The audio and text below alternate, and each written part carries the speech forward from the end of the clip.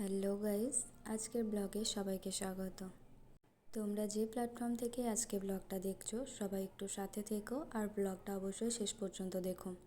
আজকের গন্তব্য ছিল কপালমাটি অবস্থিত শিবশক্তি ধাম। অনেক দিন ধরেই যাবো ভাবছিলাম, তো অবশেষে আজকে বিকেলবেলা রেডি হয়ে বেরিয়েই পড়লাম ওই 5টা নাগাদ।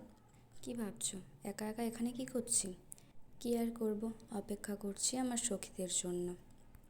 বাড়ি থেকে অন্ডাল পর্যন্ত একা এলাম, তারপর সেখানে কিছুক্ষণ দাঁড়িয়ে থাকার পর একটু পায়চারি করতে করতে অবশেষে অপেক্ষার শেষ হলো। তো সেখান থেকে দুর্গাপুরের একটা বাসে চেপে পড়েছিলাম। বাসের মধ্যে কোনো ভিডিও করতে পারিনি কারণ বাসে প্রচণ্ড ভিড় ছিল। বাস থেকে নেমে মন্দির পর্যন্ত রাস্তাটা কিছুটা হাঁটার, তো 3জন মিলে হেঁটে চললাম মন্দিরের উদ্দেশ্যে।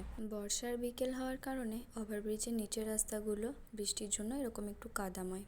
তবে হ্যাঁ, যাবো প্ল্যান করলেও কিন্তু ততক্ষণ যাওয়া হয়ে ওঠে না মন্দিরে, যতক্ষণ না স্বয়ং ভগবান চাইছে যে তুমি তার মন্দিরে এসো তার দর্শনে। শিবশক্তি ধামের প্রবেশদ্বারের সামনে এসে পড়েছি, আর সেখানে ঢুকতে গেলে অবশ্যই জুতোগুলো আগে খুলে রাখতে হবে।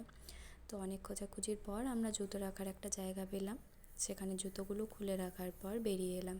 মন্দিরের বাইরে কল ছিল, তো সেখানে হাত পা মুখ ধুয়ে নিলাম প্রথমে, তারপর চললাম আমরা মহাদেবের দর্শনের উদ্দেশ্যে। প্রবেশদ্বারে প্রবেশ করার পরেই আমাদের নজর গেল পাশের একটা ছোট্ট পুকুরের দিকে। এত ভিড় কী কারণে সেটাই জানার জন্য এগিয়ে গেলাম পুকুরের দিকে। গিয়ে দেখি সেখানে রং বেরঙের মাছের মেলা। তাদের দেখে সুন্দরভাবে বোঝা যাচ্ছে তারা একদম নির্ভয় হয়ে শান্তির সাথে জলের মধ্যে খেলা করছে। চলো এবার মহাদেবের দর্শন করা যাক। সেখান থেকে বেরিয়ে চলে এলাম একদম মন্দির প্রাঙ্গণে।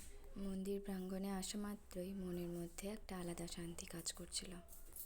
এত মানুষের সমাবেশের সাথে আমরা মন্দিরের ভেতরে প্রবেশ করলাম। সামনের কিছুটা জায়গা ফাঁকা থাকলেও ভেতরের ভিড় দেখে মনে হচ্ছিল আজ হয়তো আর মহাদেবের দর্শন করা যাবে না। সন্ধ্যা আরতি শুরু হয়ে গেছিল, তো আমরা 3জন মিলে কিছুটা সময় সেখানে দাঁড়িয়েই সন্ধ্যা আরতিটা দেখে নিলাম। একটু এগিয়ে যাওয়ার চেষ্টা করেছিলাম, কিন্তু এত মানুষকে পাশ কাটিয়ে সামনের দিকে এগিয়ে যাওয়াটা সম্ভব হয়ে ওঠেনি। তখনও পর্যন্ত মহাদেবের দর্শন না পেলেও মন্ত্রে আর গানে যে পজিটিভিটি তৈরি হয়েছিল সেটা ঠিকই অনুভব করতে পারছিলাম। এখানের সুরটা জাস্ট একবার শোনো।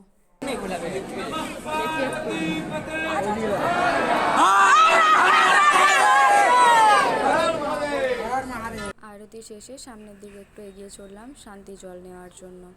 শান্তি জল নেওয়া শেষে ভাবছিলাম কিভাবে সামনে যাওয়া যায়, কিভাবে সামনের থেকে মহাদেবকে দর্শন করা যায়। যেমন ভাবনা তেমনই কাজ। পেছনের ধাক্কাধাক্কিতে খুব ইজিলি আমি মহাদেবের সামনে চলে গেলাম, আর সামনের থেকে আমার মহাদেবকে দর্শন করলাম।